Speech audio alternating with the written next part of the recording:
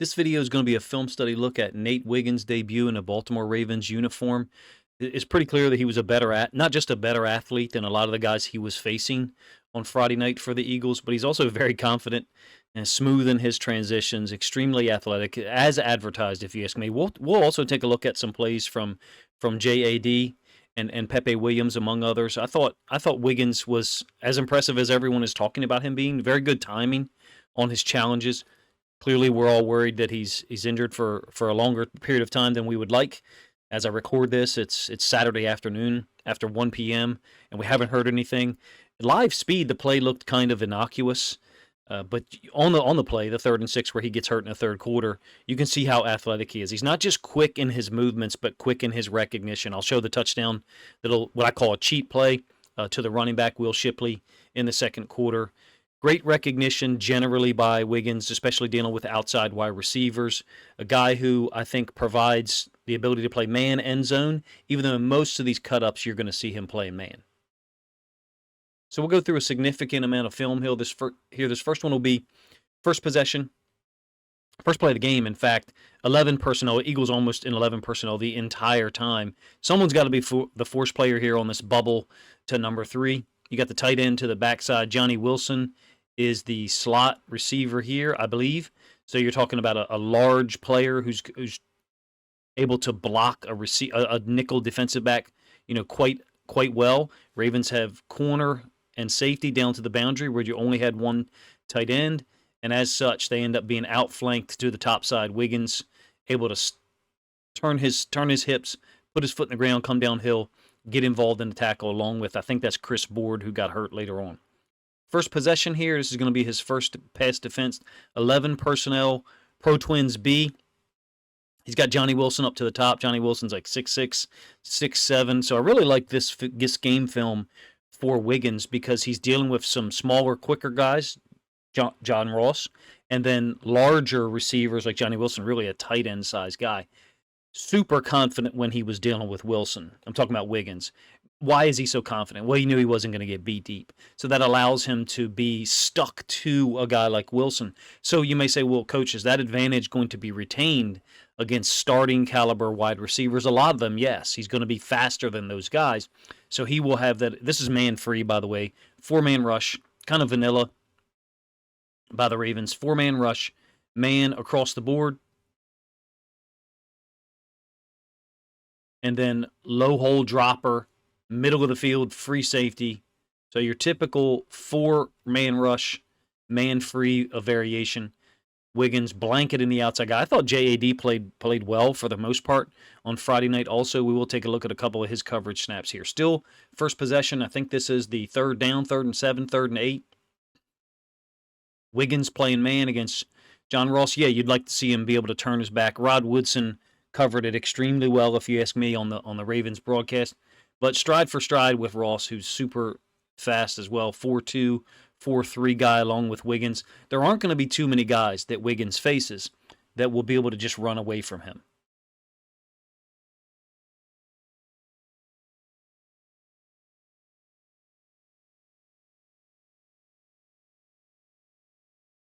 End zone angle of the same play. Again, it's a 3rd and 7, 3rd and 8. First possession. Ball hits him in the back. He's blanketed Ross. Yeah, you'd like to see him be able to turn and make a play on the ball. He's done that plenty of times. Some of his Clemson film, he was really good at that. First possession of your rookie year in the NFL, I really can't blame him for not being able to turn and identify the football. Second possession, again, matched up with Ross up at the top side of the screen. Condensed split, meaning it's a tight split. This is a 3 deep, 3 under. This is not man. I don't think it was Woodson. Maybe it was the other guy in the booth identified it as man. This is a zone blitz with a 5-man rush. There's your rushers. And then you've got Malik. This is the one way you can tell as a Ravens fan, or really most NFL college teams, when you've got a guy dropping out to the boundary who certainly would not be asked to play man, number 1. Number 2, he's letting multiple guys cross his face. Meaning Malik Harrison has allowed the tight end from the boundary to cross his face to the inside. He's not running with him in any shape or form or whatsoever. That's actually not a tight end. I think that's Wilson. My apologies. But Wiggins has no help behind him. So he's got to respect this vertical stem. Would you like to see him transition a little bit quicker? Here, yeah, he's got that inside foot, that upfield foot crossed over in front of his right foot. So when he transitions, he's got a long way to go with his third step. Almost there to make a play on the ball. Still think it illustrates how quick and how sticky he's going to be against starting caliber wide receivers, guys with tremendous speed.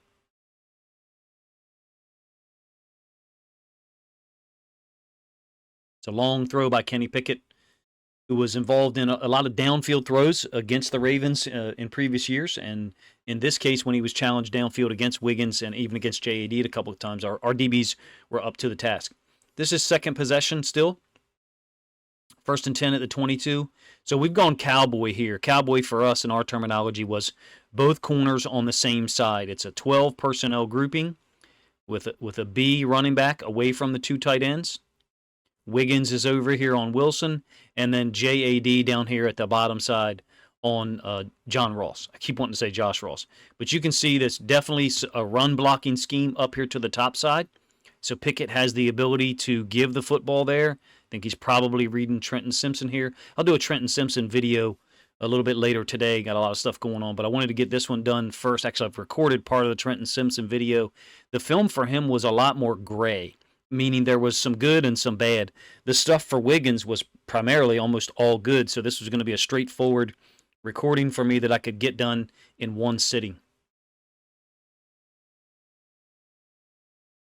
A little bit slow in his burst here with Wilson, if you ask me. I'm not sure if Wiggins was looking for an in-breaking route or what, or perhaps he was hoping that Kenny Pickett would throw it. Pickett sticks that throw in there on the backside. JAD tackles him for, I think, an 8 or 9 yard gain. The touchdown, first of all, Wiggins is not on the running back. Could you switch to find some kind of work? Absolutely. If you're a PFF or someone who doesn't know the call and how the Ravens have alerts, meaning from a tight alignment, we're going to go ahead and switch. If there's a crack blocks require someone to replace. So this is a pin down block, essentially, by Johnny Wilson on Malik Harrison. Malik Harrison is not responsible for the running back either. You've got two guys who react like they could be, Ardarius Washington, and I think that's Josh Ross. You can look at body reactions normally and then how they react. One of those guys is responsible for the running back. Does it mean it's their fault? Well, no, it's a really well-designed play. It's a play that I call it a cheat play because, number one, you're pinning down on the outside linebacker, so you're going to be able to roll out as the quarterback.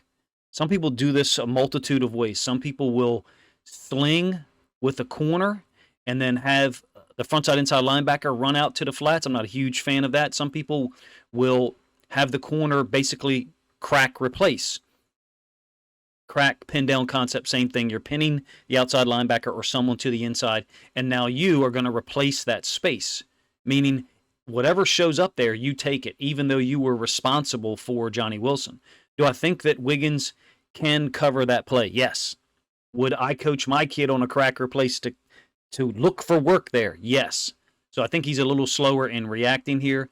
Is he responsible for the running back man-to-man the way you draw this up on the chalkboard? No. It's a great play, and that's why I call it a cheat play.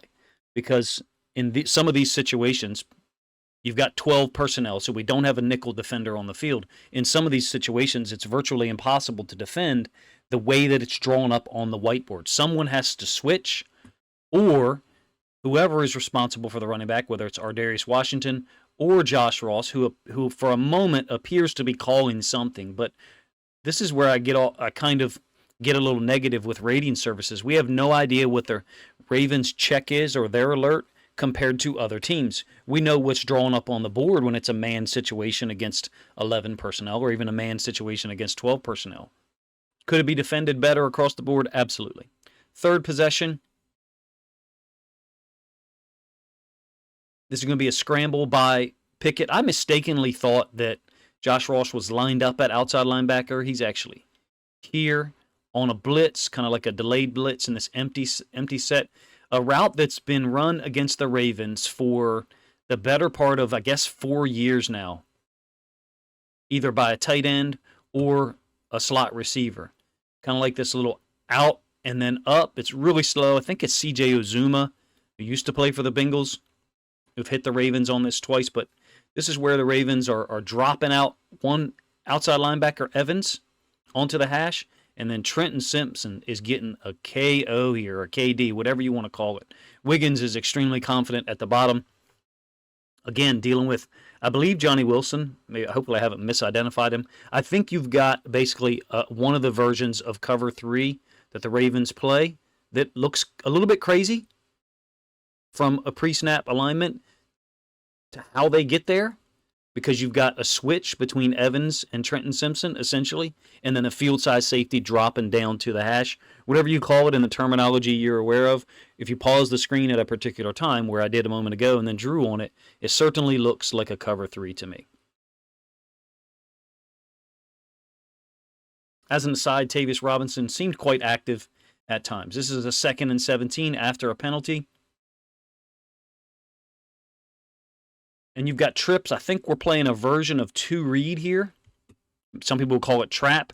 Wiggins is going to step down and basically occupy this area. I think with the tight end here and as number 3, and then the slot receiver, whatever you want to call him, whatever. He's a small little guy. I think Covey. I think we're looking for something like this, and then a potential vertical by 1, whereby the safety would take the vertical, and then Wiggins will be able to jump that out. Trap, 2 read, whatever you want to call it. If it was 2 read, Wiggins would be a little bit later getting there. He'd be responding to the out by number 2, which is actually jersey number 18, and he's not responding to that. He's doing it post snap, basically as soon as the ball is snapped, which is why I would say it's actually a trap down here to the bottom side.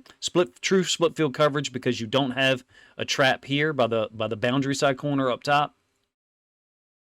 I think it's Brent Urban, who seems like he's going to be around forever for the Ravens, able to hold the edge for a moment and make sure that Pickett can't escape.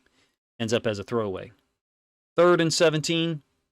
This is a comeback up to the top side of the screen. I'd like to see JAD a little bit more connected to this route. It's John Ross. And again, I'm glad that he's in the league and getting an opportunity. I don't think he played a down in 2023 and 2022 and 23. I could be wrong. A vanilla coverage by the Ravens. Quarters, whatever you want to call it. Some people say cover 4, but nonetheless, with safety help here for him, I'd like to see JAD a little bit more connected to this. I did think he played well. I guess our expectations are probably low for him and Pepe Williams because they have played so little football in the last season and a half. He can't know that there's no threat for the boundary side safety. That will be number 3. So we're talking about the boundary side safety dealing with 3 vertical, and then this safety and corner dealing with potential verticals by number 1 and number 2 to the trips. There's no way that JAD is reading 3 to the opposite side, so he doesn't know that the safety is 100% available. Whatever the call is, this is another aside for you, for people who judge players and don't know the call and don't know the team's checks. There are things that the boundary side safety could say right about now to let the corner know, I'm here, I'm here, I'm here. I'm here means 3 is not going vertical. So we don't have to worry about 3 vertical. Let's say 2 vertical handled by Ardarius Washington at the bottom. This is all theoretical. This is not what happens on this play. But I'm here, I'm here, I'm here. Lets him know, hey, you can stick to this receiver a little bit heavier. It really is man up there to the boundary, if you ask me. Moving forward a little bit here, I had some trouble with my recording software, so I had to edit the rest of that out. But 4th possession here, we're getting more crazy. I guess as Ravens fans, we're used to this. We see crazy often, at least in 2023 under Mike McDonald. I think we've got a lot of stuff going on in this preseason scrimmage that is the same defensive structure as last year. It's just going to be a matter of when Zach Orr decides to call some of this stuff. Ardarius Washington lined up on the line of scrimmage to the boundary, and then he's going to incorrectly drawn line there, forgive me. He's going to sky to center field. Daryl Worley, at this point, is at middle of the field free safety. He's dropping down. This looks like 3 deep, 3 under zone blitz to me. It ends up being a sack for Pepe Williams. Wiggins is still in the game. This is 2nd quarter, I believe. Wiggins is releasing 83 under and then looking for some kind of work from the other side, maybe a climb concept, something like that. Blitz ends up working totally free. A little bit crazy to play before that on that I showed you, at least from possession number 3. This one is this type of thing that Mike McDonald did the last 2 years, particularly in 2023, to just cause havoc for opposing offenses. That was a third down. 5th possession, this is going to be incomplete up top. JAD against John Ross. Additionally, down here to the bottom side, you've got Wiggins matched up against Wilson again, and just so much confidence dealing with a guy who's bigger and slower than him. So no fear at all about a vertical route beating him, and Wiggins is able to stick to him and actually get a little bit feisty at the end of the play. JAD had already had a DPI called on him, I believe, to this point. So I was glad to see him retaining some of that level of physicality. You can see he gets a nice little stab on Ross here on the inside, kind of breaks his route flow or breaks his rhythm, and then able to turn and keep up with him. Ends up being incomplete. Kenny Pickett's still in the game here. I think we're second half.